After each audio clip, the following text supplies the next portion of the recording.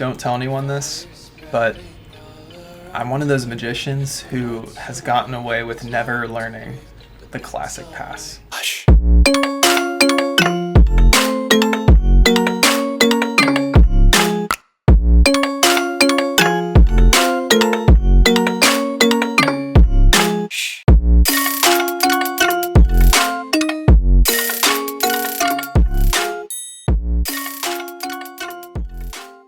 Yes, that's right. Today we are learning a pass, but per my other videos, I'm giving you what I recommend, the things that I truly do or would recommend doing. And so in this case, I'm not going to teach you the classic pass. I still need to work on that. I'll be fully honest. I need to work on the classic pass. It's just not really a thing that I do. I'm teaching you a different pass today. This is the Hermann Pass. It's a very, very easy pass to do. Now, ironically, I learned this pass in a sort of backwards way. I learned a modified version of it from The Paper Engine by Aaron Fisher. Great book. Of course, I'm not going to teach his version of that. He sold it in that book, but you kind of work your way backwards and realize, oh, this is the more basic version of what he's adding to here, and come to find out that's just the basic Hermann Pass. It came out in the late 1800s. So this is a classic of magic. Everyone should learn, arguably, at least one pass. I'm not one to judge because I haven't even gotten the classic pass down right, but what's important is the effect to the audience, right? And so this is one that has been tried and true for me, and I'm excited to teach it to you today. And hey, I'm doing this as a part of a series of videos of moves you can put together into an ambitious card routine, so be sure to check out those other videos that we have in this series as well, and to check out the ambitious card training when we have it on here. So a pass is any move that shifts halves of the deck. The Hermann Pass is unique from a classic pass in that classic pass likes to shift the top part of the deck down to the bottom. In the Hermann Pass's case, we're actually taking the bottom half and putting it on top. So that's the basic move there. You're going to begin again in dealer's grip, and you can kind of stay basically in a dealer's grip the whole time. I mean, you're moving around, but this is the start and finishing position. So again, starting in dealer's grip, we're going to have a card selected, and you're going to hold the break above that card. And I'm just going to keep it face up for your reference.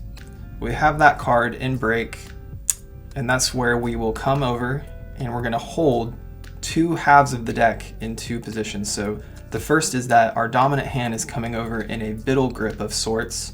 Biddle grip is where you're holding the deck overhand, essentially on the short edges.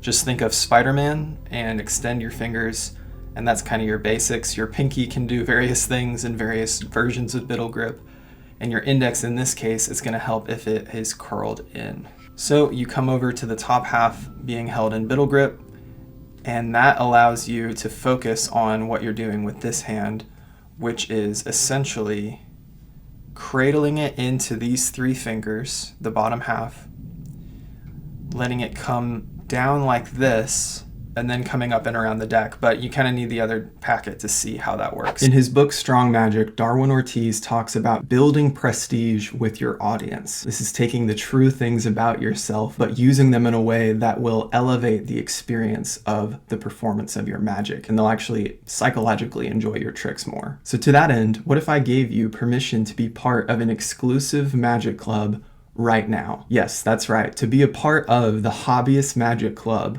all you have to do is subscribe to this channel. Of course, I'm being a little bit silly with that, but I truly want you to view yourself as a member of the Hobbyist Magic Club. All you have to do is subscribe, and hey, go share that with your audiences when you're performing magic to them. Let them know that you're part of an exclusive magic club. I'm giving you permission to say that right now. If you want to be a part of the Hobbyist Magic Club, subscribe now and enjoy the other tutorials, reviews, and discussions that will be posted here to help you enjoy and perform your magic. So you're holding this packet.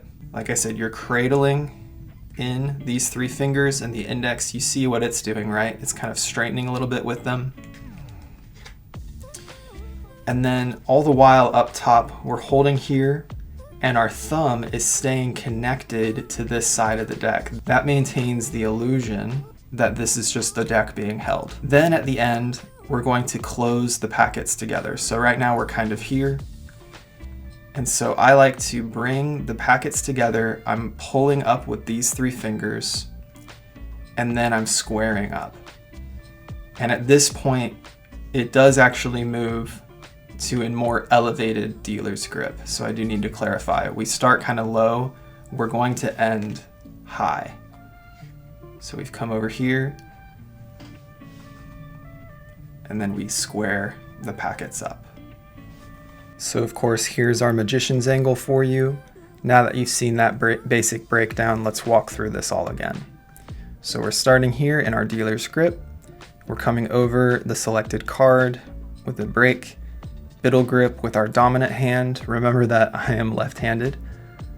And we're gonna start executing the pass by shifting down into these 3 fingers. It's gonna kind of feel like you're pulling with your pinky.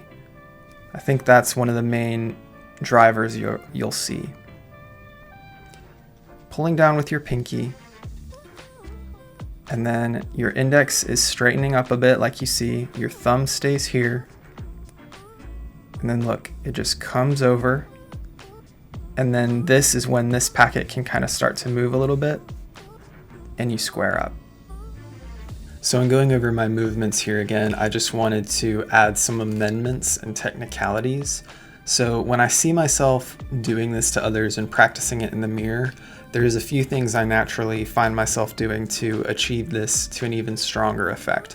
This first one is optional. Sometimes I tilt forward a bit. This helps to cover the move and bring it all back together.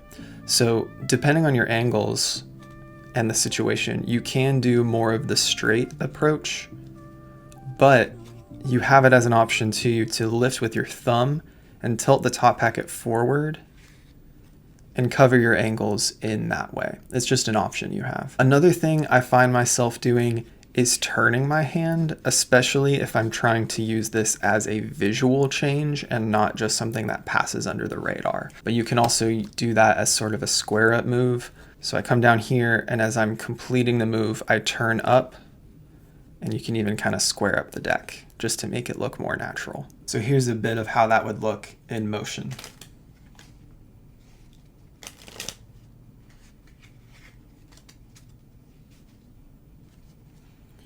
And then again, a more visual version would look something like this.